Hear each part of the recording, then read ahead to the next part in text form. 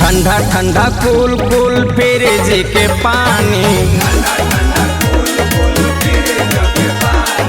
ठंडा ठंडा कूल कूल फ्रिज के पानी पी लाए रानी तोहर तरी जाय जवानी, तरी जाय जवानी तोहर तरी जाय जवानी तोहर तरी जाय जवानी।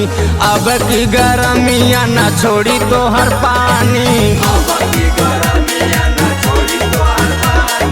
ठंडा ठंडा कूल कूल फ्रिज के पानी पी लाए रानी तोहर खिली जाय जवानी। ठंडा ठंडा फ्रिज के पानी,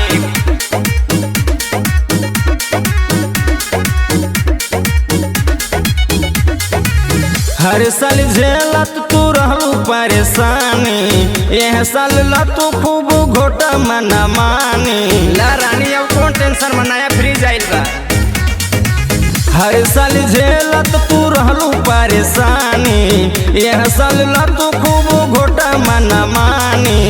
कूलरो लिया देव हम वादा करतानी, जवन कहिला ओके पूरा कैले बानी। ठंडा ठंडा कूल कूल फ्रिज के पानी, पी लए रानी तोहर तरी जाय जवानी, तरी जाय जवानी तोहर तरी जाय जवानी तोहर तरी जाय जवानी। अब की गरमिया न छोड़ी तोहर पानी, ठंडा ठंडा कूल कूल फ्रिज के पानी पी लाए रानी तोहर खिली जाय जवानी।